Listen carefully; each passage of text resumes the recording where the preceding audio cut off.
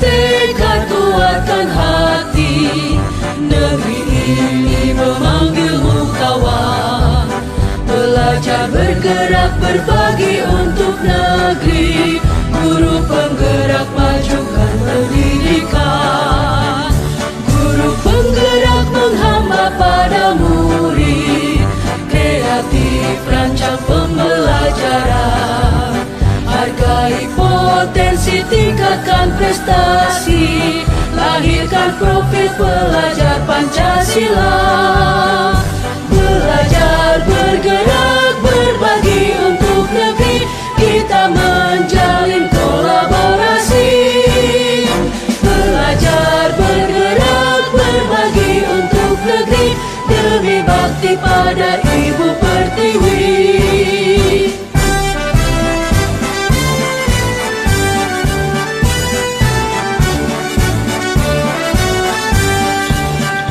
Bulatkan tekad, kuatkan hati. Negeri ini memanggilmu kawan. Belajar, bergerak, berbagi untuk negeri. Guru penggerak, majukan pendidikan. Guru penggerak menghamba pada murid. Kreatif, rancang pembelajaran. Hargai potensi, tingkatkan prestasi. Lahirkan profil pelajar Pancasila. Belajar, bergerak, berbagi untuk negeri. Kita menjalin kolaborasi. Belajar, bergerak, berbagi untuk negeri. Demi bakti pada Ibu Pertiwi. Belajar, bergerak, berbagi untuk negeri. Kita menjalin kolaborasi. Belajar, bergerak, berbagi untuk negeri. Demi bakti pada Ibu Pertiwi. Demi bakti pada Ibu Pertiwi.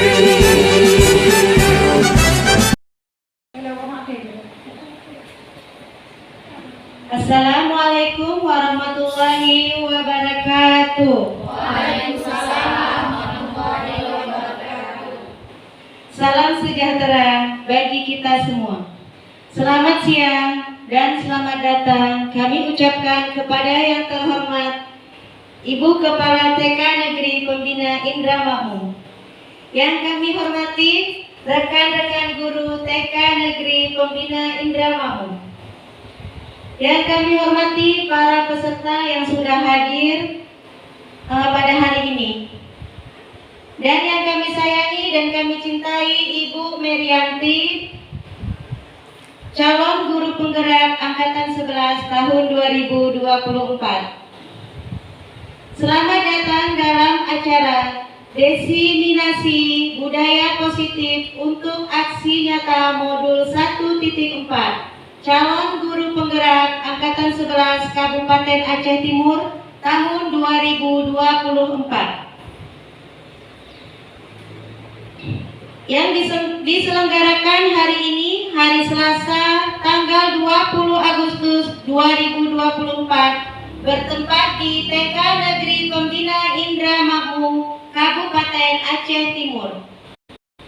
Sebelumnya perkenalkan, saya Suratmi sebagai moderator yang akan memandu jalannya acara ini. Untuk mempersingkat waktu,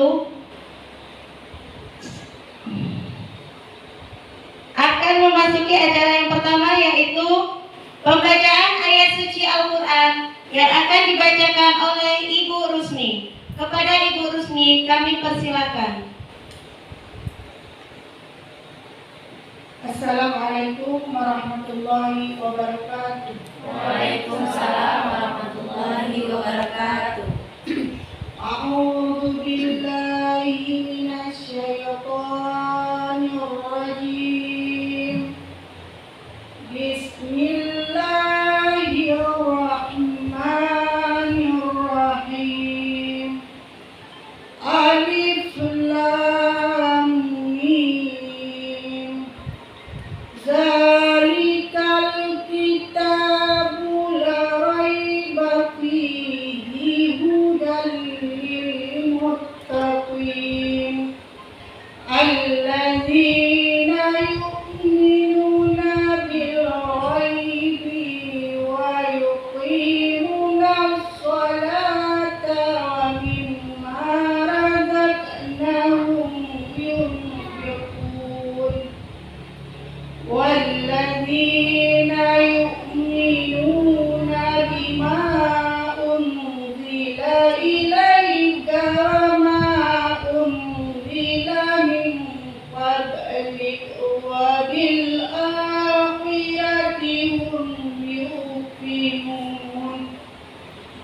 Ulaika ala hudan min rabbihim wa ulaika humul muflihun.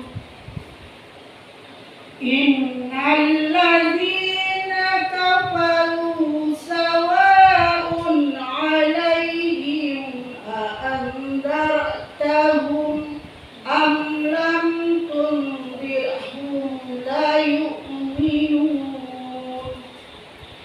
Khatamallahu ala qulubihim wa ala sam'ihim wa ala absarihim risawatu wa lahum aduwwun mubin. Sadaqallahul azim. Assalamualaikum warahmatullahi wabarakatuh. Waalaikumsalam warahmatullahi wabarakatuh. Terima kasih kepada Ibu Rusni yang sudah membacakan ayat suci Al-Quran. Acara selanjutnya kami mohon kepada Bapak dan Ibu untuk berdiri sejenak. Bersama-sama kita akan menyanyikan lagu Indonesia Raya dan kemudian akan dilanjutkan menyanyikan lagu Himne Aceh yang akan dipandu oleh Ibu Sasi Kirana. Kepada Ibu kami persilakan.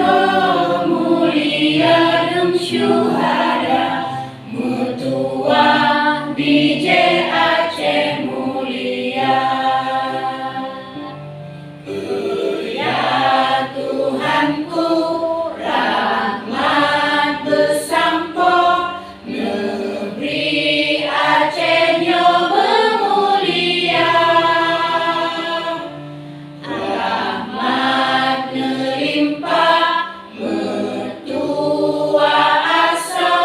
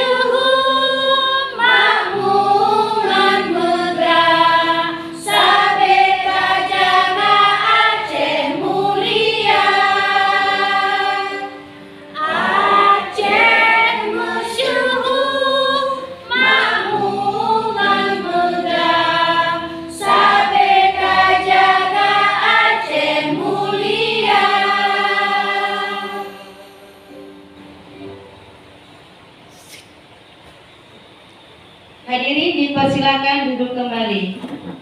Selanjutnya kami persilakan kepada Kepala Sekolah TK Negeri Pembina Indramayu untuk memberikan sambutan sekaligus membuka acara hari ini. Kepada Ibu Supriya kami persilakan.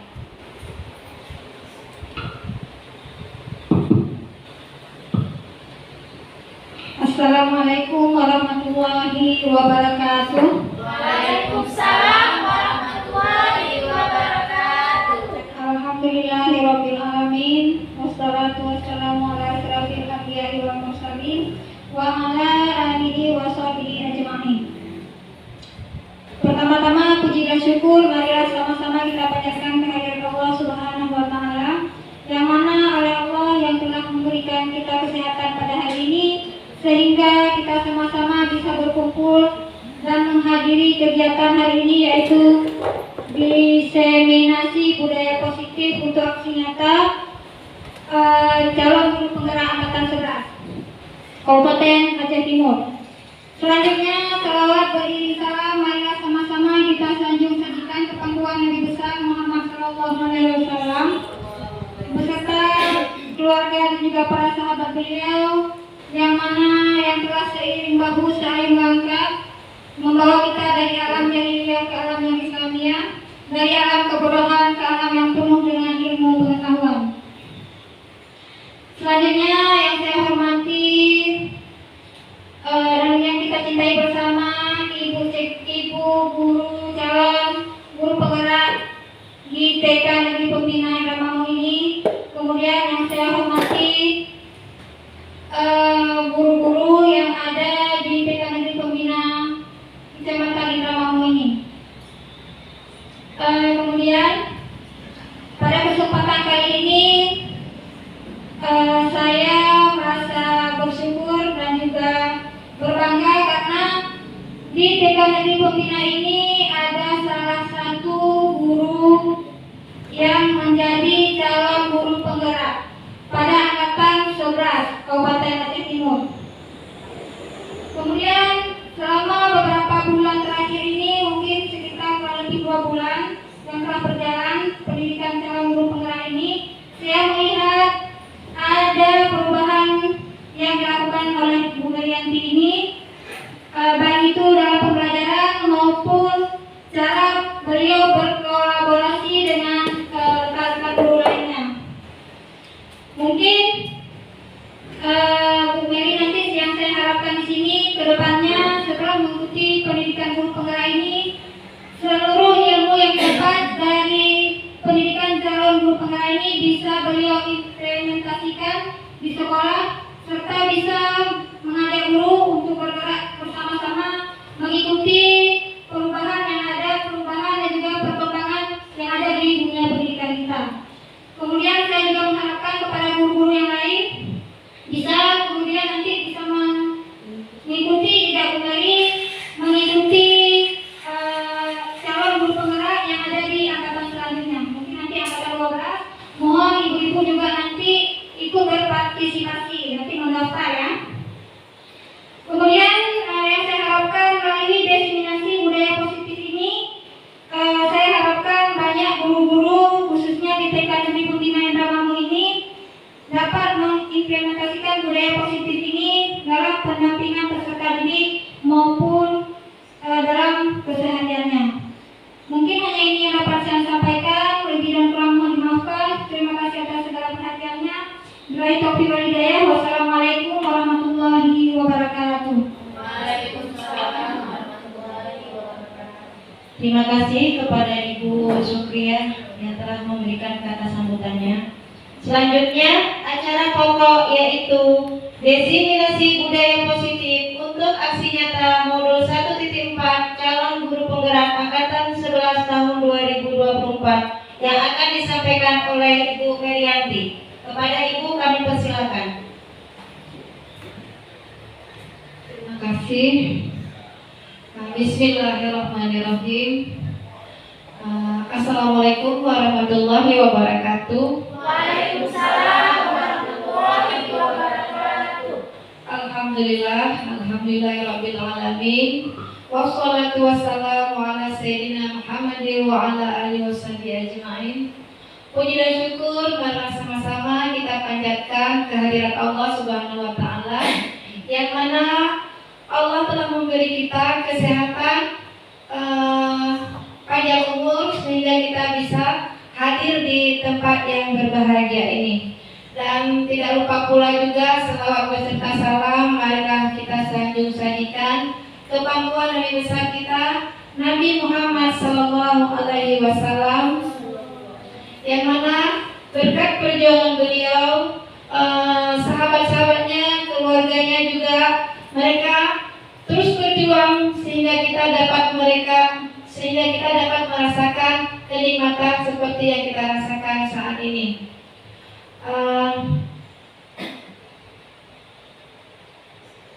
Yang saya hormati Ibu Kepala Sekolah yang sudah berhadir di hari ini dan sudah menempatkan waktunya untuk bisa hadir di acara hari ini, dan kepada Dewan Guru TK Negeri Pembina juga terima kasih banyak sudah mau hadir di acara desiminasi saya yaitu tentang budaya positif, dan kepada peserta undangan yang lainnya. Dan di sini tujuan saya membuat desiminasi tentang budaya positif yaitu, tolong di atas dulu.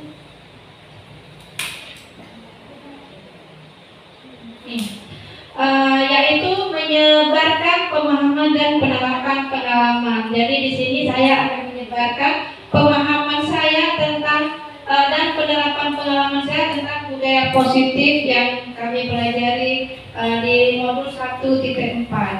Dan di sini ini nama saya mungkin sudah tahu ibu-ibu semua, Merianti, SPDAU TK Negeri Pembina Indra Makmur, CGP Angkatan 11.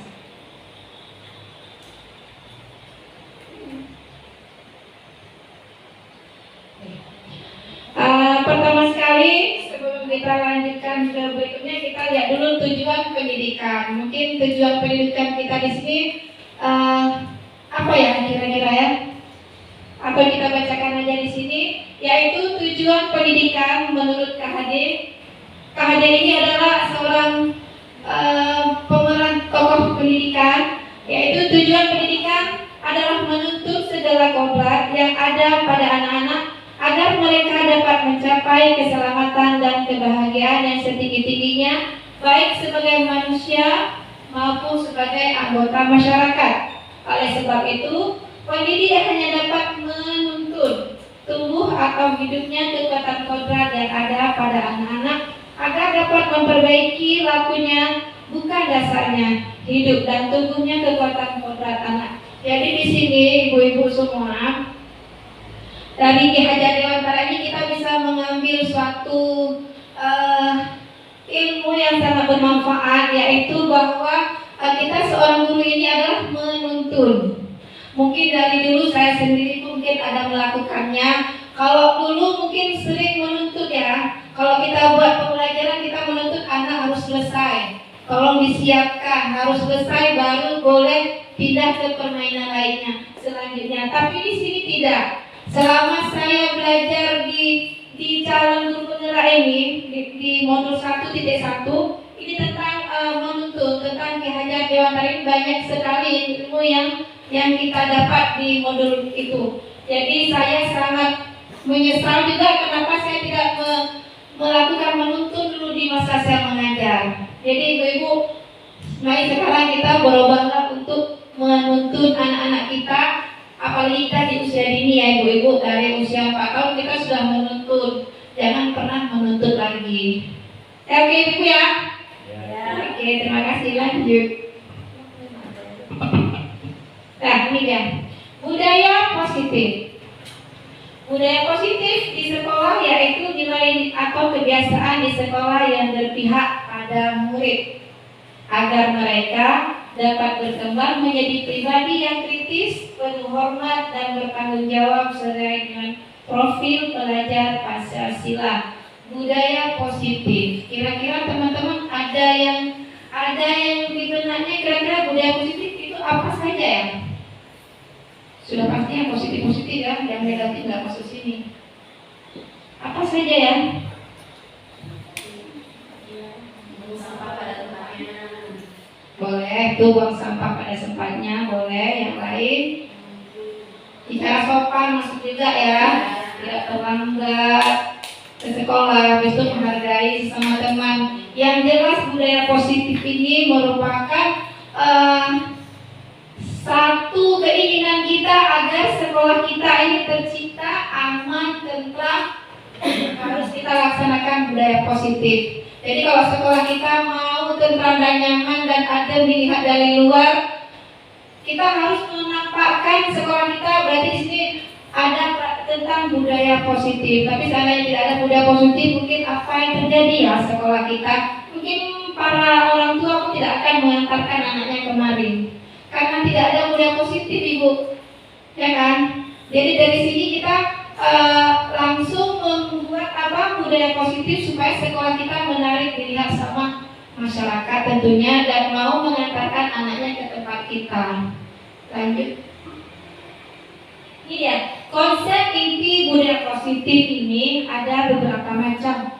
Di antaranya ini ada yang pertama perubahan paradigma belajar, yang kedua disiplin positif, yang ketiga nilai-nilai kebajikan, yang keempat kebutuhan dasar manusia, yang kelima motivasi perilaku manusia, yang keenam posisi kontrol guru. Nah, ini posisi kontrol guru. Kemudian ada keyakinan kelas, kemudian ada satu lagi segitiga restitusi. Mungkin di antara ini kita masih bagaimana ya, apa dimaksud dengan ini ya? Pasti ibu-ibu penasaran ingin tahu kan? Ya, sama-sama kita akan mengetahui. Tolong next selanjutnya. Ini ya, yang pertama pembelajaran dengan paradigma baru. Nah, ini yang kita jelaskan di sini, yang bahwa pembelajaran dengan paradigma baru merupakan pembelajaran yang dirancangkan berdasarkan prinsip pembelajaran berdiferensiasi, yaitu kita setiap pembelajaran itu harus sesuai dengan minat anak, berdiferensiasi, sehingga para peserta didik belajar sesuai kebutuhannya, berdasarkan tahap perkembangan sesuai dengan teori psikologi modern untuk mewujudkan profil pelajar Pancasila. Ini dia profil Pancasila ini ada enam. Yang pertama beriman dan bertakwa dan berakhlak mulia. Yang kedua berkebinaan global. Yang ketiga bergotong royong, kreatif, mandiri dan bernalar kritis. Ini dia profil pelajar Pancasila ada 6. Nanti teman-teman kalau mendengarkan profil pelajar Pancasila apa itu ya? Mungkin setidaknya biarpun teman-teman belum tahu lebih jauh, sudah tahu lah ini ada 6 elemen dia. Jadi kita biarpun kita sekolah TK, setidaknya kita tahulah arti profil pelajar Pancasila, tidak seperti di SD atau di SMP maupun di SMA. Dan di sini ini pembelajaran dengan paradigma baru. Mungkin yang tadi berdiferensiasi mungkin kita nggak selalu seperti itu ya. Kita kalau mau pembelajaran sudah pasti sesuai dengan kebutuhan anak. Apa yang dibutuhkan anak itu tugas kita. Yang penting kita menciptakan pembelajaran yang menyenangkan, yang berdiferensiasi, jadi anak pun senang mengikutinya tanpa harus merasa terpaksa. Ya kan ibu-ibu? Iya. Ya kan? Iya. Semangatlah. Dan lanjut. Nah, miskonsepsi tentang teori kontrol ini ya. Miskonsepsi tentang teori kontrol yang pertama itu ada ilustrasi mengontrol murid, dan yang kedua ilusi bahwa semua penguatan itu positif dan bermanfaat. Kemudian ada ilusi bahwa kritik dan membuat rasa bersalah mampu menguatkan karakter. Kemudian ada ilusi bahwa orang dewasa berhak memaksa. Ya, di sini kita bisa mengontrol ya ibu, mengontrol murid. Kemudian kalau ada penguatan itu sebagai yang positif dan bermanfaat, jangan yang negatif yang membuat dia menjadi kurang percaya diri. Kemudian kritik pun juga, kritik yang mampu menguatkan karakter anak-anak, karena karakter anak-anak itu bermacam-macam dan bervariasi, dan mungkin dengan karakter itu itulah anak-anak itu usia emas yang perlu kita didik dari bawah yang bagus-bagus agar karakternya terarah. Oke, next. Mengubah paradigma stimulus respon ke pendekatan teori kontrol. Ini stimulus respon yang sebelah sana teori kontrol. Mungkin teman-teman bisa melihat sendiri. Ini di sini ada realitas kebutuhan kita itu sama. Kalau teori kontrol berarti kebutuhan kita berbeda. Yang di stimulus respon semua orang melihat hal yang sama. Sedangkan di teori kontrol setiap orang memiliki gambaran itu berbeda, ya. Kemudian yang ketiga, kita mencoba mengubah orang agar berpandangan sama dengan kita. Mungkin ya, kita berusaha memahami pandangan orang lain tentang dunia. Kemudian ada lagi perilaku buruk dilihat sebagai suatu kesalahan. Ya, tapi kalau ada teori kontrol, semua perilaku memiliki tujuan. Setiap perilaku itu ada tujuannya. Kemudian ini orang lain bisa mengontrol saya. Hanya Anda yang bisa mengontrol diri Anda. Berarti ini orang lain bisa mengontrol saya. Ini stimulus respon. Sedangkan di teori kontrol hanya Anda yang bisa mengontrol diri Anda. Ya, sudah pastinya kita sendiri akan mengontrolnya. Kemudian pemaksaan ada pada saat bujukan gagal. Di teori kontrol, kolaborasi dan konsensus menciptakan pilihan-pilihan baru. Sudah tentu kita harus berkolaborasi. Itulah tujuan kita di sini. Kemudian ada model berpikir menang atau kalah. Sedangkan di teori kontrol, model berpikir menang-menang. Next, selanjutnya. Ini dia. Disiplin positif. Teman-teman guru pernah ini apa makna disiplin? Atau ada teman-teman guru yang mau menjawabnya? Boleh mengangkat tangannya. Tidak apa-apa, kita di sini belajar, kita di sini sharing. Boleh, silakan.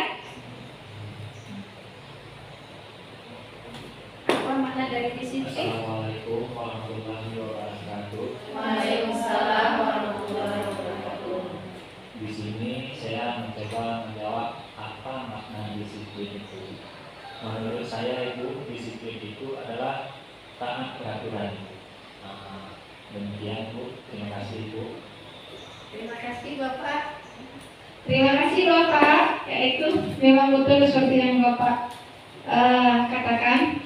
Kita lihat di sini apa makna disiplin. Ini ya.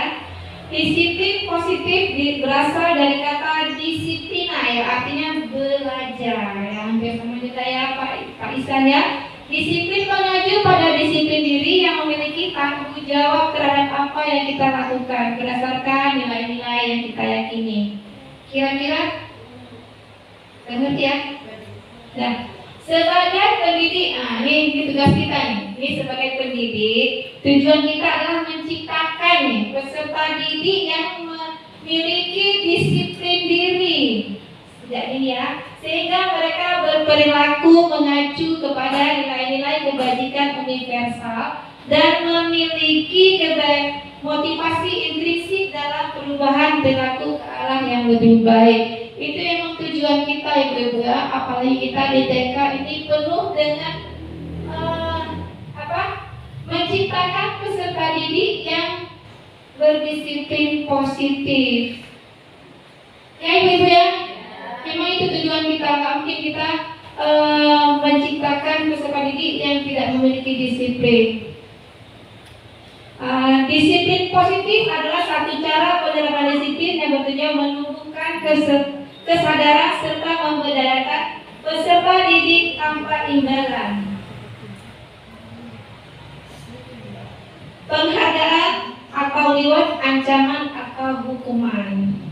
Ini dia, disiplin positif itu cara penerapan disiplin tentang peserta didik tanpa adanya penghargaan, ancaman atau hukuman. Di sekolah kita ini kayaknya kita jarang ya menggunakan hukuman. Tapi kalau di sekolah dasar, sekolah SMP, SMA, mungkin itu kadang cocok bagi mereka. Tapi bagi kita di sini TK ataupun PAUD, kita jauh-jauh hari tidak pernah mendengar kata hukuman. Ya, kami jauh dari hukuman. Jadi kami di sini yang sering ada itu penghargaan. Kalau ancaman pun kami kurang menggunakan. Jadi agak asing kami jarang menggunakan ancaman atau hukuman. Tapi itu yang kami inginkan, dan saya pun sama teman-teman guru itu yang di pikiran kami adalah dua kata itu jauh daripada lubuk hati kami. Ya kan teman-teman guru yang hebat. Semangat aku udah siap adanya. Speaking dulu apa? Tapi baru berapa slide loh. Nah, nanti 1 slide aja, nanti kita lihat speaking ya. Oke. Semangat lah. Oke. Ini dia kebutuhan dasar manusia. Kebutuhan dasar manusia adalah segala sesuatu yang kita lakukan untuk mendapatkan apa yang kita inginkan. Itu kebutuhan ya, apa yang kita inginkan. Seluruh tindakan yang kita lakukan memiliki tujuan tertentu. Iya, memang kalau kita lakukan itu pasti punya tujuan. Dan semua usaha terbaik yang kita lakukan adalah dalam rangka agar kebutuhan dasar kita terpenuhi dengan baik. Kira-kira kita butuh apa nih kalau kebutuhan dasar kita? Makan, ya lain minum, itu kebutuhan dasar. Terus nih yang kita pakai, kayak tidur. Perlu apa kita? Makan. Ya, tapi di mananya? Tempat tidur itu di mananya? Rumah. Makanya kita perlu rumah. Itu kebutuhan dasar. Rumah, makanan kalau kita lapar, ya kan? Kalau kita haus, minuman, pakaian, itu kebutuhan dasar. Lanjut. 5 kebutuhan dasar manusia. Ada 5 ya? Ada 5 nih. Realitas kebutuhan setiap orang berbeda. Kita harus berusaha memahami pandangan orang lain tentang dunia. Setiap orang memiliki gambaran yang berbeda. Nih ada Sulfifa, ada cinta, kasih, dan diterima. Nih cinta, kasih, sayang. Kemudian ada penguasaan. Kemudian ada kesenangan. Kemudian ada kebebasan. Itu dia. Itu kebutuhan dasar kita. Di sini lanjut. Motivasi perilaku manusia. Ini motivasi ini dibagi 2 ya ibu-ibu. Ada 2 dia. Ada motivasi intrinsik dan ada motivasi ekstrinsik. Mungkin teman-teman sudah tahu ya, kalau X berarti dari luar, kalau ini berarti di dalam. Ini yang di luar, motivasi ekstrinsik itu menghindari ketidaknyaman atau hukuman. Itu biasanya kata-katanya apa yang akan terjadi apabila saya tidak melakukannya. Itu dia. Kemudian yang kedua, untuk mendapatkan imbalan atau penghargaan dari orang lain atau institusi. Biasanya katanya tuh apa yang akan saya dapatkan apabila saya melakukannya. Itu dia, itu dari luar, karena dia mau mengharap penghargaan, dan karena tadi yang satu lagi ketidaknyamanan. Tapi kalau kita menggunakan ini yang harus kita fokuskan, yaitu motivasi intrinsik, yaitu untuk menghargai diri kita sendiri, yaitu saya akan menjadi orang seperti apa bila saya melakukannya. Jadi teman-teman guru, inilah motivasi perilaku sebaiknya kita dari dalam diri kita. Jangan karena hanya untuk menghindari ketidaknyamanan, misalnya kita terlambat ke sekolah nih. Apa kita cepat datang itu keinginan kita apa? Kenapa ibu guru kalau datang cepat itu maunya apa? Ada yang mau menjawab atau memberi jawabannya? Kalau datang cepat itu karena apa ke sekolah? Karena apa ya?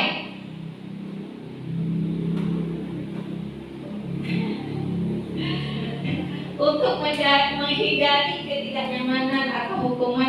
juga dan tidak kena tegur sama kepala sekolah. Yang kedua, ini dari luar ya. Yang kedua ingin mendapatkan penghargaan mungkin atau pujian dari orang lain. Ini cepat sekali datangnya, rajin sekali, mungkin itu yang kita harapkan. Tapi kalau saya sendiri, saya dua-dua ini saya nggak perlu.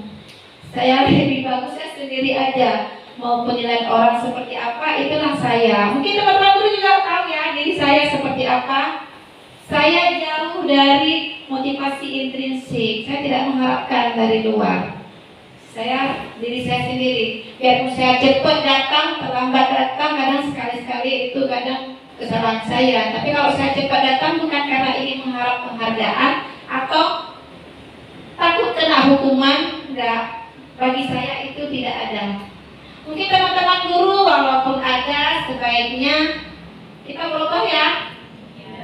Kita berubah. Kita seorang guru harus punya perilaku yang berasal dari dalam diri kita sendiri.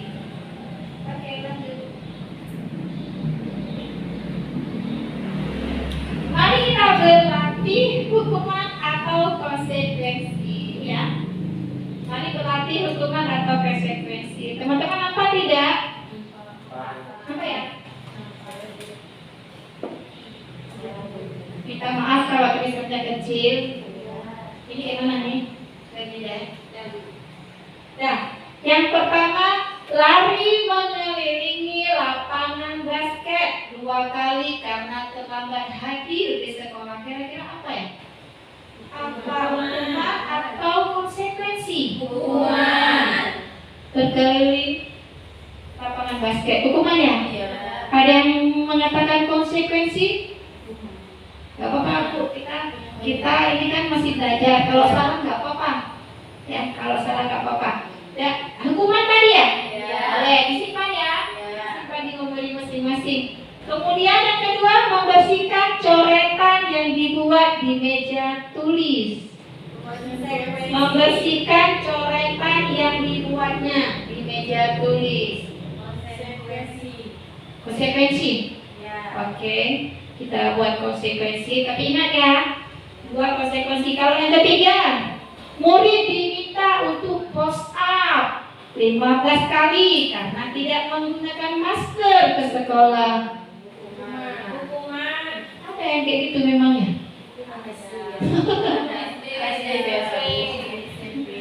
Ya, ke SMP atau SD ya. Kita jalan ini. Berarti nyambung yang nomor 3. Hukuman. Oke, kita lanjut yang keempat. Menggantikan kertas tugas teman yang telah dicoret-coret. Menggantikan kertas. Gantikan kertas, coret-coret. Apa itu? Konsekuensi ya? Iya. Bukan hukuman ya, sudah gantikan kertas. Oke, kita lanjut. Simpan aja ya jawabannya. Iya. Kemudian berjemur di lapangan basket pukul 12. Panas apa dingin ini ya? Sudah pasti panas. Siang misalnya karena mengobrol dengan teman. Ini cocoknya di SMK nih ya. Berjemur di lapangan basket. Kira-kira apa nih? Hukuman. Gak cocok ya kita konsekuensi karena jam 12 siang. Oke, saya sependapat juga dengan hukuman. Kemudian yang berikutnya, murid diminta bertelanjang kaki sepanjang hari karena tidak menggunakan sepatu warna hitam sesuai peraturan sekolah. Hukuman. Mas sebelah sini kok nggak ada suaranya ya? Ah, hukuman. Ya. Ibu apa? Hukuman juga, oke. Kemudian yang terakhir, berdiri di depan kelas sambil mengangkat kaki satu kaki karena tidak bisa menjawab pertanyaan. Hukuman ya? Ya. Ya, cocok hukuman. Kita lihat jawabannya sama-sama. Ini dia. Kira-kira ada yang betul apa ada yang salah? Ada yang betul. Ada yang salah? Ada. Nggak ada yang salah. Oh hebat berarti. Berarti teman guru ini nggak sudah mengerti yang mana hukuman dan yang mana konsekuensi. Berarti kalau hukuman itu lebih dahsyat ya. takut kita bacanya. Tapi kalau konsekuensi masih ada keringanan sedikit. Ini kayaknya sudah pada lusu-lusu nih. Apa kita ice breaking dulu? Boleh. Boleh? Oke, ice breaking dulu. Tadi yang Bung Eri ya, gantian boleh siapa nih yang mau ice breaking? Ini teman-teman guruku kayak hebat-hebat nih. Apalagi guru TK pembina, oke? Mantap, silakan. Wah, pakai mic dah jelas. Ayo teman-teman, kita beli semua ya. Sedikit.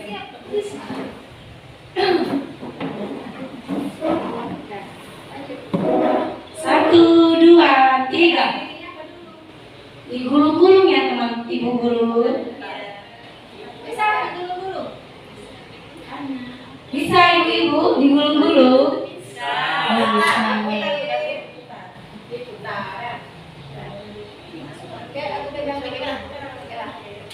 Tangan diputar-putar, bertepuk tangan.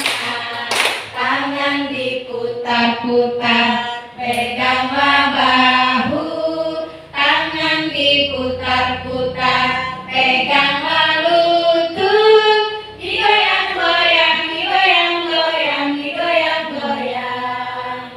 Tangan diputar-putar, bertepuk tangan. Tangan diputar-putar, peganglah bahu. Tangan diputar-putar, peganglah lutut. Digoyang-goyang, digoyang-goyang, digoyang-goyang. Diputar-putar, diputar ke atas. Diputar-putar, diputar ke bawah. Diputar-putar, diputar ke kanan. Diputar-putar, diputar ke kiri. Ya, terima kasih ya teman-teman. Terima kasih Bu Niri. Suaranya bagus loh. Gerakannya juga menarik ya kan teman-teman? Iya, Bu Niri ini memang punya vokal yang bagus dia. Kalau suruh nyanyi pun bisa dia. Sehat? Gimana? Sudah semangat pagi apa? Kita lanjutkan lagi. Itu kuenya sudah ada, boleh makan dulu. Boleh minum dulu, boleh makan, silakan. Jangan ragu-ragu karena kita masih belum selesai, masih ada beberapa slide lagi. Oke ya, sambil makan, sambil minum saya lanjutkan ya. Ini hukuman, ada konsekuensi, ada restitusi. Ini hukuman dia tidak terencana, tiba-tiba. Kemudian murid tidak tahu apa yang akan terjadi atau tidak dilipatkan. Kemudian bersifat satu arah dan berupa hukuman atau fisik atau psikis. Ini dia hukuman. Ini ada gambarnya, ini hukuman. Lihat tuh bapaknya. Ini hukuman ini. Sedangkan di sini adalah konsekuensi. Gambar yang kedua konsekuensi. Mungkin teman-teman guru bisa mengerti sendiri tanpa harus saya jelaskan. Ini ada poin pertama itu terencana. Tidak terencana, disepakati sesuai peraturan. Berarti sudah sepakat ya kalau konsekuensi ya. Kemudian murid tetap dibuat tidak nyaman dan sikap guru selalu memonitor murid. Ada perbedaannya ya. Ada perbedaannya. Mungkin teman-teman guru bisa memahaminya sendiri. Kemudian restitusi di dalam gambarnya. Restitusi seperti inilah kira-kira gambarnya. Dia proses menciptakan kondisi bagi murid untuk memperbaiki kesalahan. Ini restitusi, menciptakan kondisi bagi murid untuk memperbaiki kesalahannya. Kemudian proses kolaboratif yang mengajarkan murid untuk mencari solusi sendiri. Jadi di antara konsekuensi dan hukuman ini restitusi lah jawabannya. Oke, bisa dimengerti? Saya oke lanjut. Ini restitusi atau posisi kontrol guru. Ini ada Ada 5 nih posisi kontrol guru. Yang pertama penghukum. Ini ada penghukum. Kemudian yang kedua pembuat merasa bersalah. Kemudian yang ketiga yaitu teman. Kemudian yang keempat pemantau. Yang kelima adalah manajer. Ini posisi kontrol guru. Kira-kira ibu guru mau pilih yang mana nih? Atau jangan pilih, atau merasakan sendiri aku cocoknya nih berada di mana ini. Boleh juga memikirkan di sini, aku biasanya ada di posisi mana nih? Kira-kira ada yang mau beri jawabannya?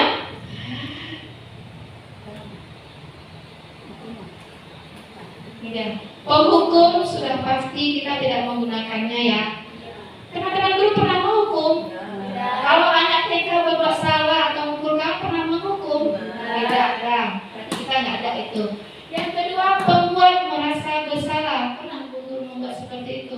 Misalnya anak membuat kesalahan dia. Ada. Tapi saya jujur, saya pernah ada. Saya pernah melakukannya. Mungkin karena tidak tahu tentang restitusi. Jadi kita dulu memang banyak sekali yang kesalahan yang kita lakukan. Maka dari sekarang dengan adanya pembelajaran budaya positif ini kita lebih tahu tentang cara kita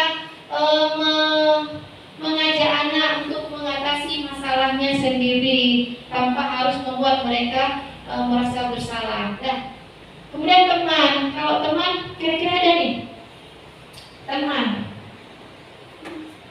Ada ya, kita guru ada ya. Kalau guru TK selalu jadi teman. Kami di TK memang, apalagi saya sendiri, saya memang ingin menjadi teman mereka. Jadi mereka pun sudah terbiasa dengan saya. Kadang mereka pun lebih lengket dengan saya karena menganggap mereka itu teman. Jadi nggak ada beda antara guru gitu, nggak ada harus ditakutin bagi saya. Itu prinsip saya. Memang dari dulu waktu saya kuliah saya inginnya menjadi idola bagi anak-anak. Itu pengalaman saya, kenapa dulu di TK Kota Binjai saya ngajak itu pengalaman saya, kadonya banyak. Itu waktu tahun pertama saya di sana 2024. Kenapa ya Bu Miri banyak sekali kadonya? Itu Bu Kepala Sekolah yang mengatakan. Yang lain cuma 1, 2, tapi saya kelas 10 ke 12. Jadi Bu Kepala Sekolah malah nanya, entah Bu, saya nggak tahu. Habis itu rupanya anaknya sering bercerita sama mamanya, kok ini aku sama Bu Mary, ini bukan uji ya, tapi ini menceritakan pengalaman saya.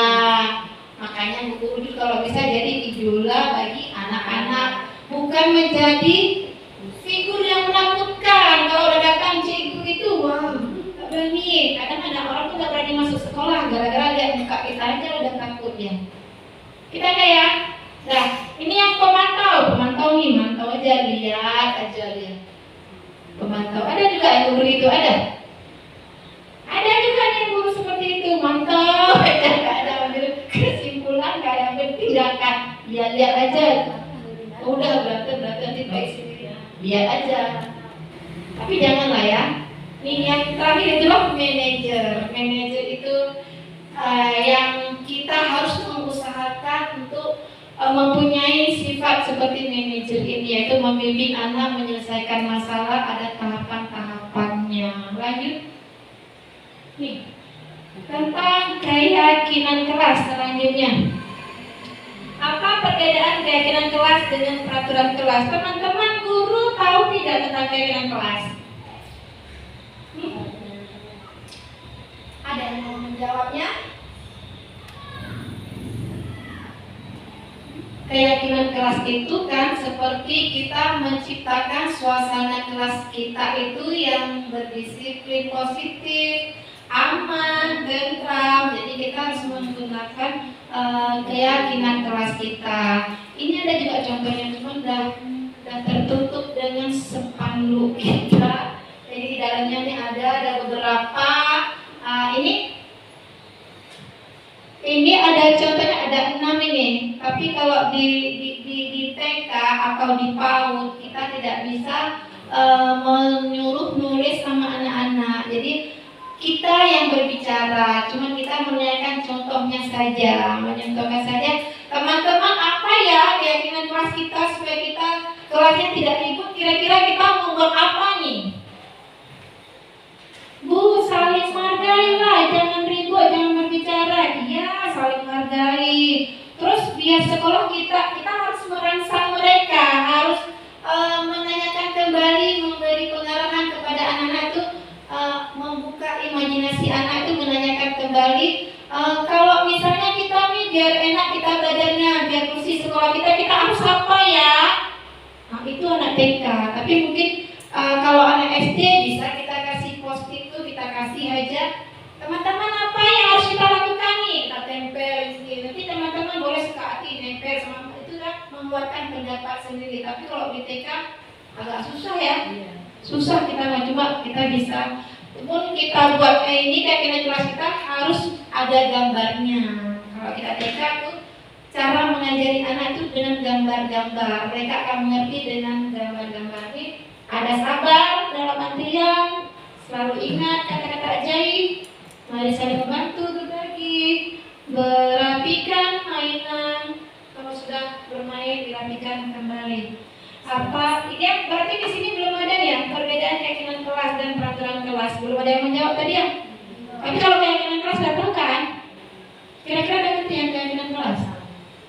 Jadi teman-teman guru nanti di kelas sebelum kita mulai pembelajaran tuh boleh ditanyakan kepada anak-anak. Ini janji dulu nih keyakinan kelas kita. Nanti kalau ada anak salah satu yang membuat kesalahan, teman-teman masih ingat nggak keyakinan kelas kita apa ya? Misalnya dia buang sampah di kelas kan, buang sampah di kelas.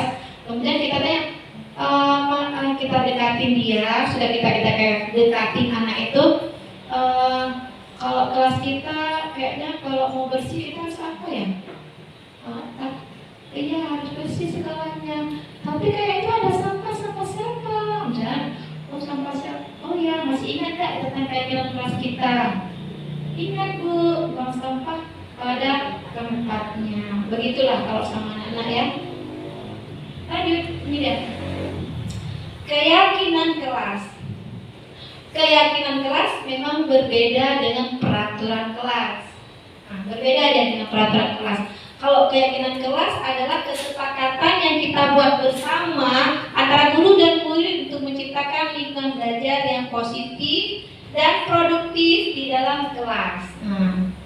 Itu dia, membuat kesepakatan antara guru dan murid itu bersama-sama menciptakan keyakinan kelas yang ada di lingkungan belajar sekolah kita.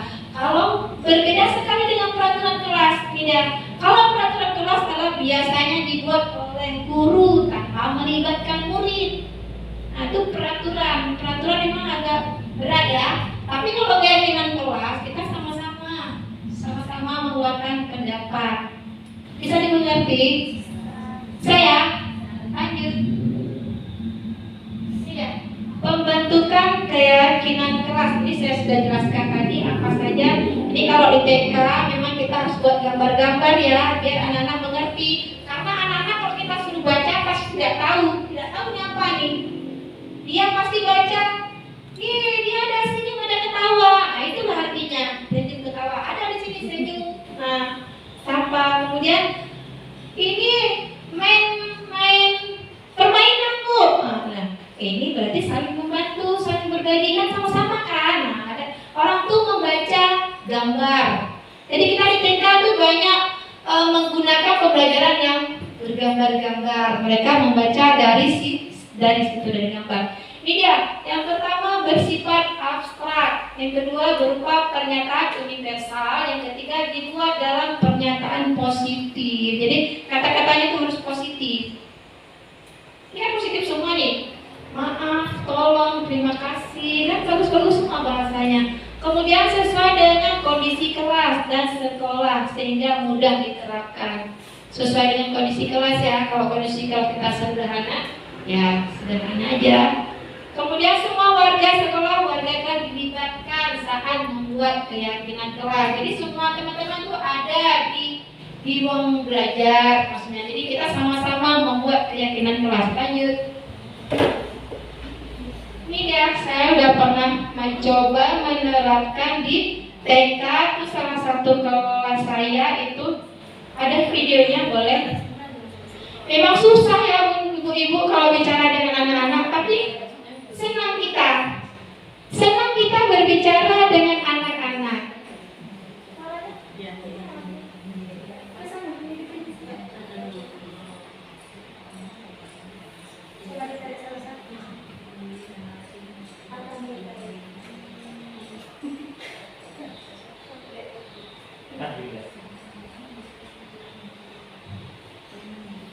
Gimana? Gak ada masalahnya ya? Bentar ya.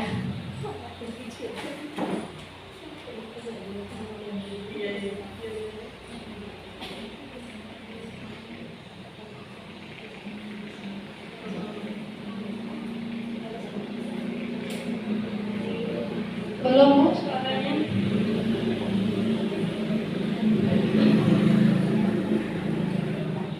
Belum connect itu Bu.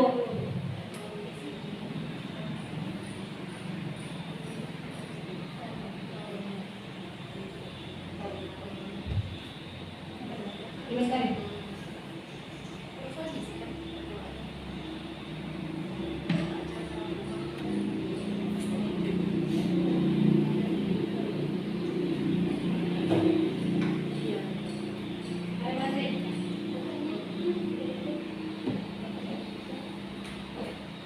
Dah.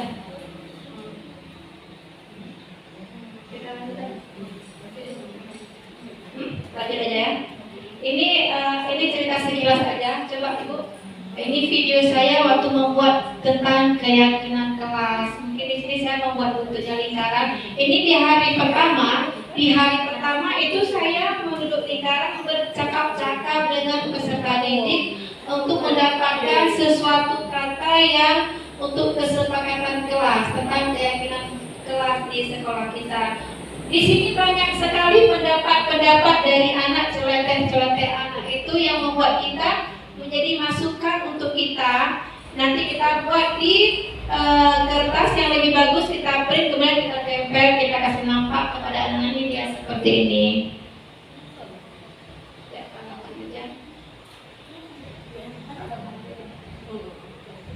Nah, ini dia foto waktu saya buat keyakinan kelas nih. Kemarin saya buat keyakinan kelas di sekolah. Besoknya ini saya tempel. Waktu saya tempel, itu anak-anak antusias sekali menanyakan, Bu, ini gambarnya ini kayak kita bilang kemarin bukan?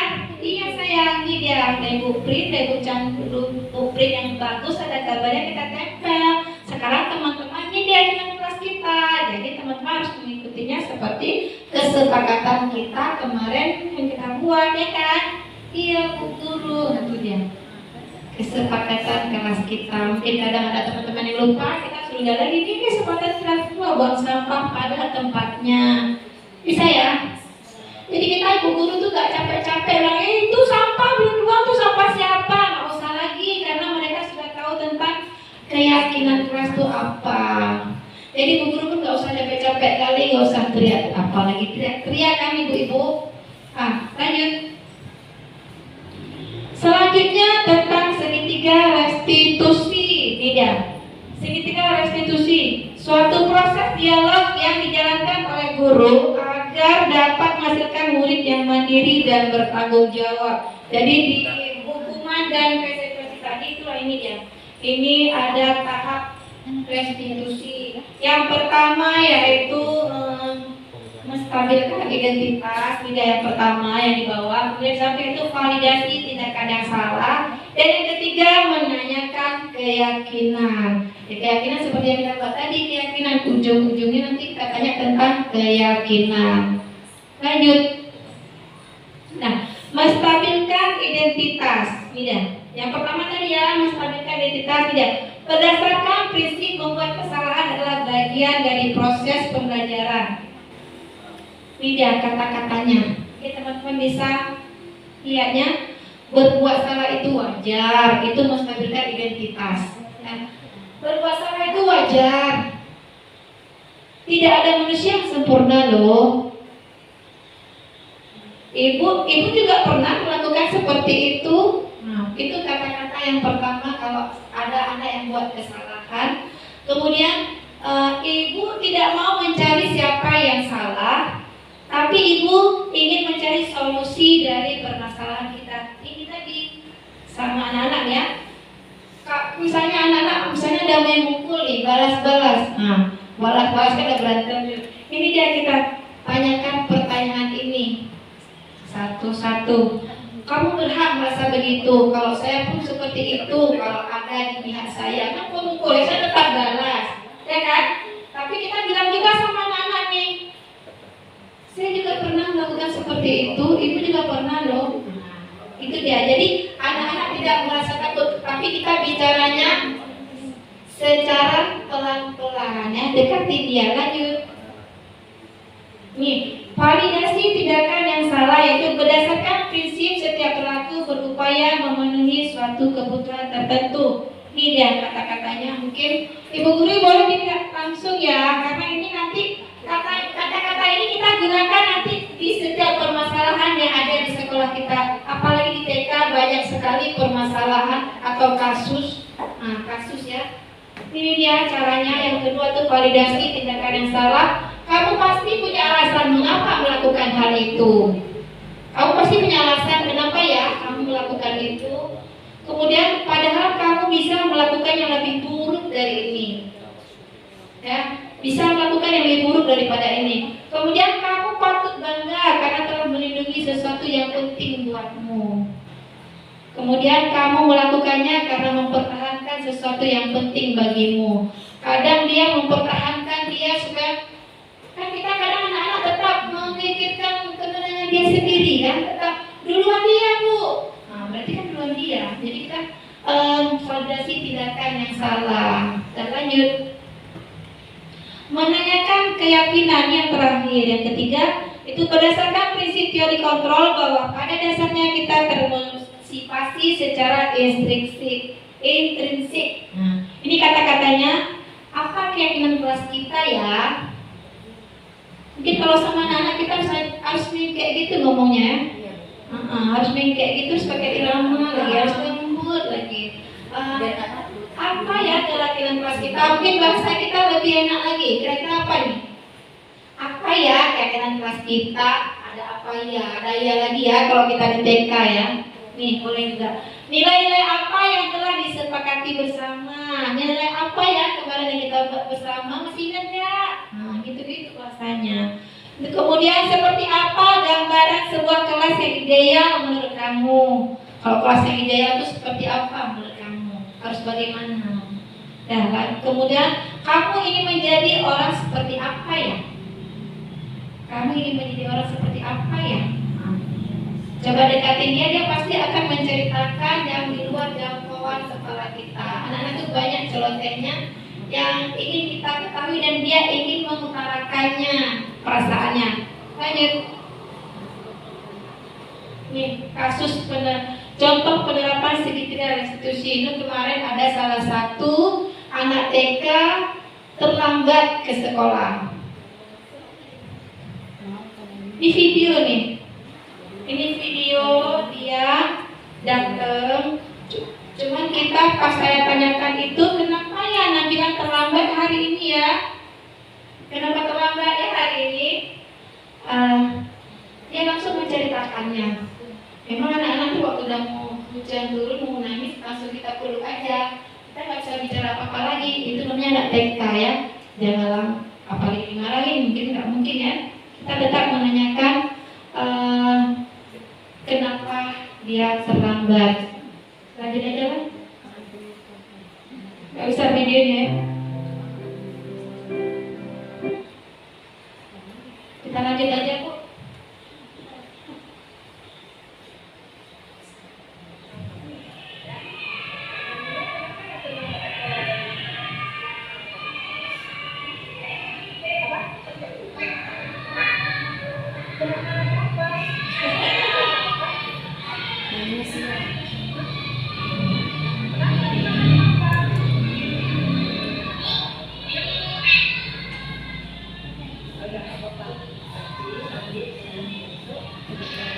Itu dia udah mau nangis. Jadi saya nggak banyak lagi bertanya, langsung saya peluk, saya buat ke yang lain.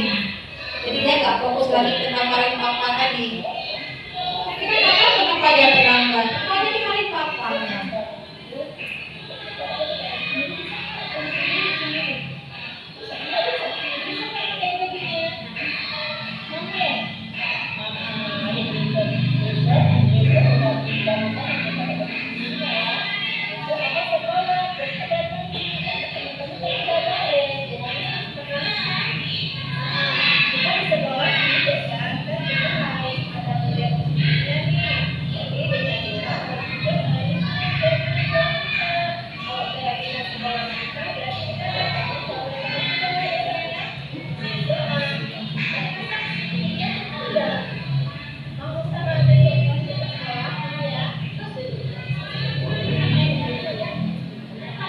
Guru ujung-ujungnya tos buat mereka senang, jangan buat mereka takut sama kita.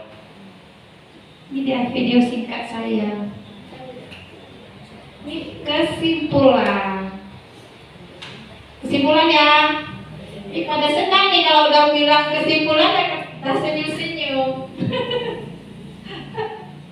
Nah, kesimpulan dalam penerapan program disiplin positif hendaknya guru memiliki standar kepribadian, profesional dan sosial yang baik, di mana guru mampu merefleksi dirinya dalam posisi kontrol saat ini.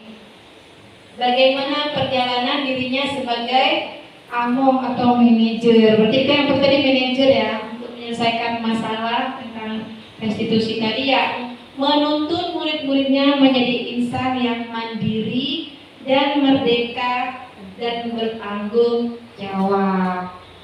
Kira-kira di sini ada merasa senang mendengarkan tentang pemahaman saya tadi di sini? Senang. Ada nggak ilmu-ilmu yang didapatkan atau mau diterapkan di kelas negeri nanti masing-masing? Ada ya? Kita semangat ya. Bu guru TK harus semangat, harus bisa membuat anak-anak senang. Dalam hati kita buatkan kita aku ingin jadi idola bagi mereka. Kira-kira kalau menjadi idola kan harus baik-baik, harus manja, harus tersenyum, apalagi nyanyi. Yang pertama sekali itu adalah nyanyi. Bu guru harus pandai bernyanyi. Oke, kalau tidak bisa bernyanyi kita lihat sama-sama di YouTube. Lanjut. Refleksi bahwa keberhasilan membangun budaya positif di sekolah hendaknya merupakan kolaborasi bersama. Berarti kalau kita membangun budaya positif di sekolah kita, yang pertama sekali adalah kolaborasi. Kolaborasi yaitu kerjasama sama rekan-rekan kita guru nih. Kalau kita ada kolaborasi bersama teman, segala sesuatu yang ingin kita dapatkan pasti bisa. Kalau kita ada kolaborasi ya, tapi kalau ada salah satu teman yang tidak bisa bekerja sama dengan kita, hasilnya pasti tidak akan memuaskan. Enak nggak kita kalau bekerja ada teman yang tidak mau bekerja sama? Susah ya. Kita membuat sesuatu juga susah karena kita kerja sama, tapi ada teman kita misalnya nggak mau kerja sama.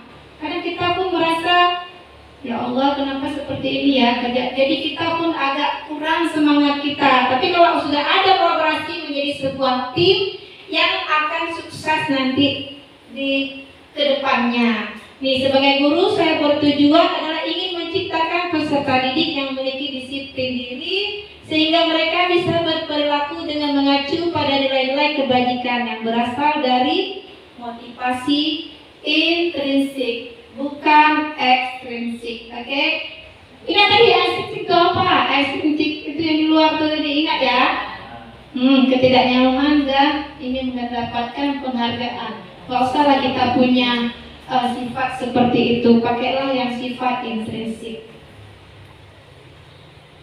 Ini ya. Terima kasih. Mari kita berubah untuk menjadi guru yang lebih baik, yang berbudaya positif. Setuju? Setuju. Betul setuju? Setuju. Alhamdulillah, berarti saya bisa berkolaborasi dengan teman-teman saya di TK di sini. Semangat! Semangat. Nikmati inilah pekerjaanmu. Karena tidak semua orang mendapatkan kesempatan yang sama sepertimu. Bersyukurlah kita menjadi guru bagi anak usia dini. Semangat! Semangat. Hanya ini yang dapat saya sampaikan, lebih kurang mohon maaf. Nanti kalau ada ilmu-ilmu lagi yang baru saya akan tetap berbagi bersama teman guru. Kita harus membangkitkan sekolah kita menjadi sekolah yang berbudaya positif. Akhir kalam saya akhiri, wassalamualaikum warahmatullahi wabarakatuh.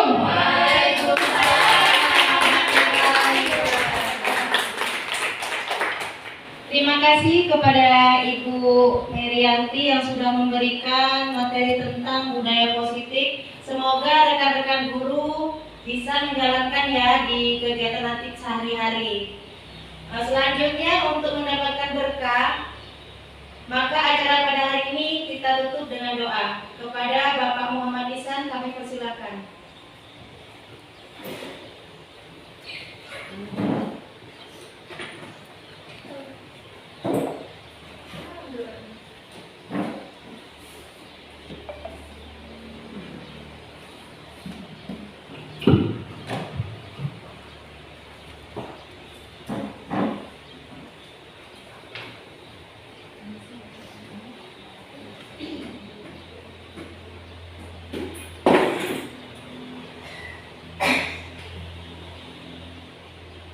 Assalamualaikum warahmatullahi wabarakatuh. Waalaikumsalam warahmatullahi wabarakatuh.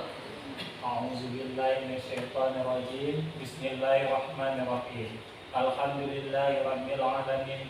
Hamdan yuwafi ni'amahu wa yukafi'u mazidah. Amin. Ya Rabbana lakal hamdu wa lakal syukru kama yanbaghi li jalali wajhikal karimi wa 'azimi sultanik. Amin. Allahumma salli wa sallam ala sayyidina Muhammadin wa ala ali sayyidina Muhammad. Amin. Allahumma ighfirli wa liwalidayya warhamhuma kama rabbayani shaghira. Amin. Allahumma a'inni ala zikrika wa syukrika wa husnil ibadatik. Amin. Rabbana atina fid dunya hasanah wa fil akhirati hasanah wa qina azabannar. Amin. Wa sallallahu ala sayyidina Muhammadin wa ala alihi wa sahbihi wa sallam. Walhamdulillahi rabbil alamin. Al-Fatihah. Amin.